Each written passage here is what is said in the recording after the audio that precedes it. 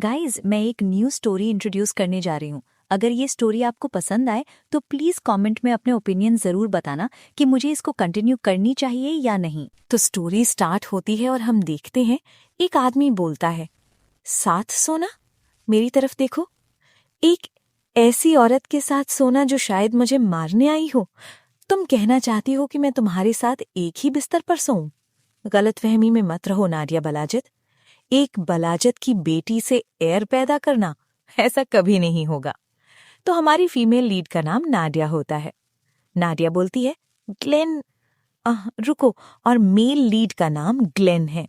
Nadia सोचती है, जिस इंसान से तुम प्यार करते हो उसके मुंह से ऐसे शब्द सुनना बहुत दर्दनाक होता है, लेकिन मेरे लिए ऐसा कुछ नहीं है, बल्कि मैं तो बहुत खुश हूं। ये एक बहुत खुशियों वाला दिन था। धन्यवाद मार्किस, जो तुमने कहा है उसे जरूर निभाना। नाडिया अपनी स्टोरी बताती है। नाडिया बोलती है, मैं बलाजित परिवार की एक इलिजिटिमेट बेटी के रूप में पैदा हुई थी। मेरी जिंदगी बहुत बुरी थी। अपनी हाथ सिस्टर की नफरत का शिकार और पिता के हाथों एक पपेट की तरह इस्तेमाल की जाने वाली जिंदगी। और फिर जब मैंने दोबारा आंखें खोली, मैंने सोचा, क्या भगवान को मेरी किस्मत पर दया आ गई?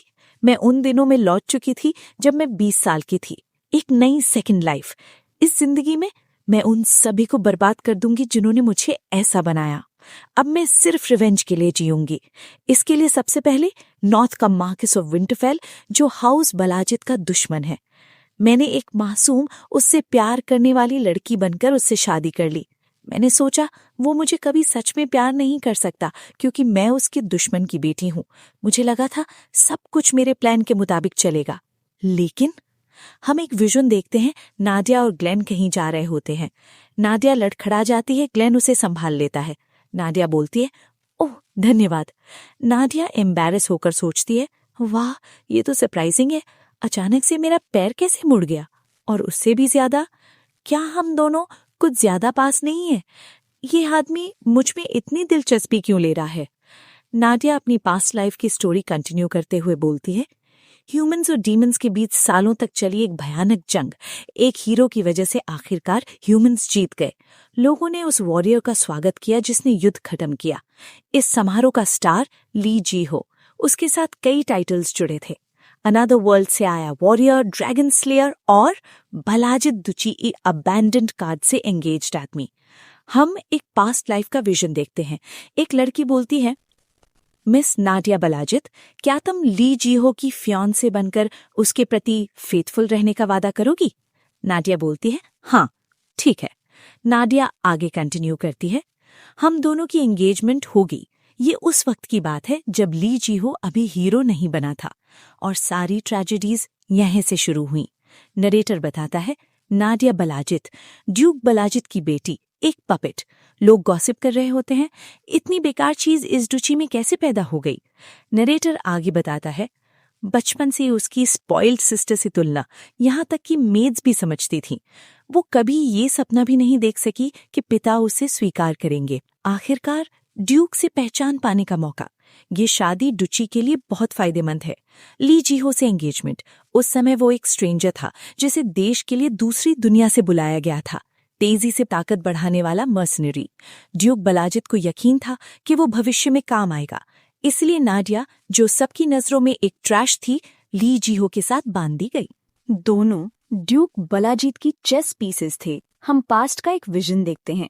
नाडिया ली जेहो से पूछती है, क्या तुम ठीक हो? ली जेहो जवाब देता है, चिंता मत करो, मैं ठीक हो जाऊंगा और मैं किसी को भी तुम्हें नजरअंदाज नहीं करने दूंगा।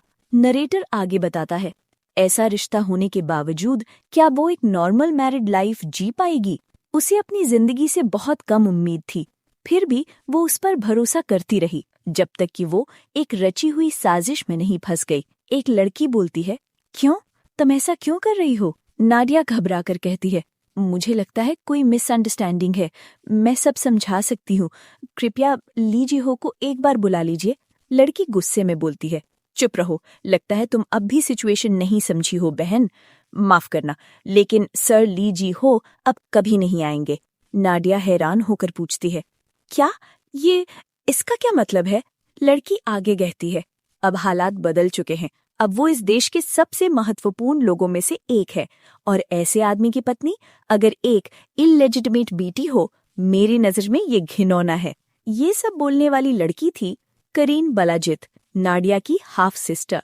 करीन आगे बोलती है, और तुम कौन सी मिसअंडरस्टैंडिंग की बात कर रही हो? क्या तुम्हें लगता है ये मेरा खुद का आइडिया था? नाडिया घबरा कर कहती है, नहीं, ये नहीं हो सकता, ये सब तुमने और डैड ने मिलकर किया है।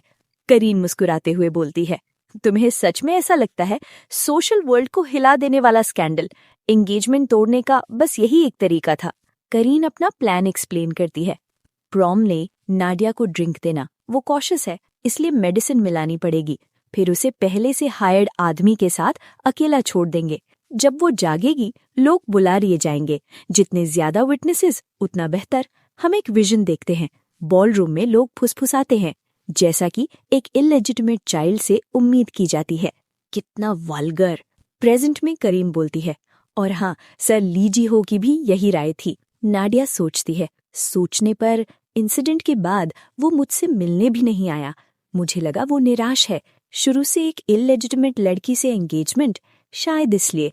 नाडिया धीरे से कहती है, काश उसने मुझसे शादी तोड़ने को कहा होता, मैं चुपचाप चली जाती। करीन ठंडे स्वर में बोलती है, क्या इससे उसकी रेपुटेशन खराब नहीं होती? वो इस वॉर का हीरो है। तो फिर? नाडिया स्मग होकर बोलती है, क्या तुम्हें उस आदमी पर दया आ गई? हीरो बनने से पहले तो तुम उसे घटिया आदमी कहती थी। करीन हंसकर कहती है, बोलती रहो, क्योंकि ये तुम्हारे आखिरी शब्द है। अब तुम्हारे पास बस एक मिजरेबल एंड है, एक औरत जिसने आउटसाइडर के साथ सोकर एंगेजमेंट तोड़ दी। कौन सा नोबल फैमिली तुम्हें अपनाएगा? अब बहुत देर हो चुकी है, तुम किसी और से शादी नहीं कर सकती जब तक कि किसी कॉमनर से न करना चाहो। तो इज्जत से मर जाना बेहतर नहीं? हम देखते हैं करीन के पीछे दो आदमी खड़े होते हैं। करीन आगे बोलती है, तो मैं यहाँ तुम्हारी मदद करने आई हूँ, जस्ट दिस वन टाइम। उनमें से एक आदमी के हाथ में रस्सी देखकर नाडिया पैनिक होकर पीछे हटती है, लेकिन वो दोनों उसे पकड़ लेते हैं और उसका गला घोटने लगते हैं। नाडिया उन्हें दूर करने की पूरी कोशिश करती है, लेकिन वो लोग उससे कहीं ज्यादा स्ट्रांग थे। करीन साइड में खड़े होकर बोलती है, मेरे पिता ने तुम जैसी अगली बेटी को चाहा, तो तुमने खुद को मार लिया क्योंकि तुम उस ह्यूमिलिएशन को सहन नहीं कर पाई। इस तरह हीरो जीहो ने अपनी फियांसे को अनइंटेंशनली खो दिया। नाडिया मन ही मन चीखती है, नहीं नहीं। करीन आगे बोलती है, इस तरह हमारे परिवार का ऑनर और वो आदमी, दोनों चीजें प्रोटेक्टेड नहीं हो जाती। यहाँ सिर्फ एक ही चीज डर्टी है, तुम्हारा नाम, यू डर्टी थिंग। नाडिया डरते हुए सोचती है, नहीं, मैं मरना नहीं चाहती। करीन कहती है, फिर भी तुम्हें एक ऐसी औरत के रूप में याद किया जाएगा जिसे शर्म का एहसास था। नाडिया सोचती है, क्या ये सब ऐसे ही खत्म हो जाएगा? नाडिया नरेशन जारी रखती है, 23 साल की उम्र में मैं मर गई, लेकिन जब मैंने आंखें खोली मैं फिर 20 साल की थी। कोई फंदा नहीं, मैं जिंदा थी। अगर ये सच है तो मुझे दूसरा मौका मिला है। इस बार मैं बदला लूंगी, अपने पिता से, अपनी हाफ सिस्टर से, सबसे।